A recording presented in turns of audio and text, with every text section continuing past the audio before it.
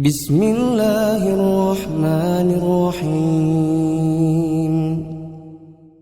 Gimana pendapat Ustadz? Ini sudah berapa kali ditanya ya? Tentang lagu Aisyah. Seminggu yang lalu kah? Ada yang bertanya di YouTube juga dengan pertanyaan yang sama. Ya, saya jadi dong itu apa gitu. Saya kalau membayangkan lagu Aisyah dibuat dengan lirik yang sama tetapi nadanya nada kuci-kuci hutah. Kira-kira orang akan suka nggak ya dengan lagunya? Sepertinya enggak. Iya, nggak perlu saya nyanyikan kan? Saya hidup di tahun, kalau di Balikpapan itu tiba-tiba semua angkot mutar lagu itu. Kucu-kucu tahe. Saya alhamdulillah sampai hari ini belum pernah nonton filmnya. Tapi kalau kita bayangkan lirik Aisyah itu ditaruh di kuci-kuci tahe, dia nggak akan dinikmati orang. Sehingga saya mungkin bisa berkesimpulan sebenarnya orang itu senang dengan lagunya bukan karena liriknya. Tetapi dengan nadanya, notasinya. Bukan karena semata-mata liriknya. Atau yang nyanyikan dengan video klip itu adalah orang yang perawakannya misalnya tua, tidak menarik, nggak ganteng, nggak cantik gitu. Saya nggak yakin orang akan mau nonton. Sehingga akhirnya orang nonton itu bukan karena Aisyahnya, melainkan karena model video klip atau penyanyi. Mau diganti liriknya, mau tidak diganti liriknya. Mau tentang Aisyah, mau tentang Khadijah, mau tentang Nabi. Saya kira orang hanya akan mendengar itu semata-mata adalah karena nada, notasi, dan karena orang yang menyanyikannya cantik atau ganteng. Itu saja.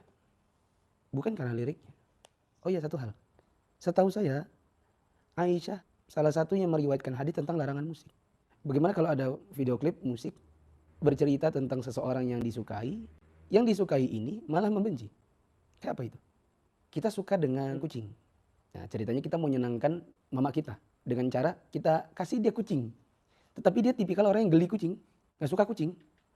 Kira-kira kita berikan dia persembahan itu dalam rangka menyenangkan, akan dia senangi atau justru dia benci? Dia benci. Dia akan tertawa atau dia marah? Dia marah. Kita ingin menyenangkan seseorang, ingin memuji dan menggembirakan hati seseorang sebagai wujud cinta, tetapi kita berikan sesuatu yang dia tidak suka, tetapi kita suka. Aisyah termasuk yang meriwayatkan hadis tentang larangan musik. Maka nanti ada kontradiksi di situ. Ingin menyenangkan orang tetapi dengan sesuatu yang tidak dia sukai. Dan saya yakinkan teman-teman yang dirahmati Allah, orang kalau di dunia entertainment saya yakin akan ada masanya turun. Siapa sih orang yang paling terkenal di masa-masa dahulu? Artis-artis yang terkenal di Indonesia. Kita juga pernah kecil, kita juga pernah muda, pernah tahu sebagian artis-artis. Kemana mereka sekarang? Ada yang jualan baju di, apa kalau di Jakarta itu namanya? Tanah Abang. Ya. Pedagang bakso misalnya. Jualan baju. Popularitas itu akan ada masanya habis. Kejayaan yang dinikmati oleh seorang artis itu pasti akan ada masa habis. Maka saya nasihatkan agar menghabiskan masa muda penyanyi-penyanyinya sebaiknya menuntut ilmu, belajar agama, belajar bahasa Arab, belajar ilmu fikih, supaya waktu-waktu kita itu betul-betul untuk tujuan akhirat yang lebih panjang. Bukan semata-mata dalam rangka untuk dunia, popularitas, ingin jadi trending nomor 1, ingin dilihat jutaan orang.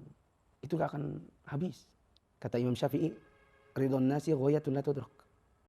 Kalau engkau ingin meraih ridho semua orang suka denganmu, itu adalah visi misi yang tidak akan pernah tercapai. Maka kalau kita hanya ingin di like, ingin ditonton 10 juta, 20 juta, 30 juta, yakinlah akan ada masanya habis. Mau bikin lagu seperti apa, Anda gak akan bisa kejar penyanyi-penyanyi barat, orang-orang kafir. Yang mereka mungkin punya viewer billion, miliar. Memang mengajar itu semua. Mungkin akan menguntungkan secara dunia.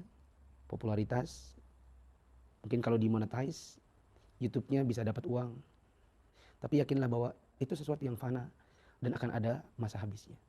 Kembali ke lagu Aisyah tadi yang ditanyakan, saya yakin orang mendengar sebenarnya lebih karena nada dan karena yang dilihat di dalam video klipnya.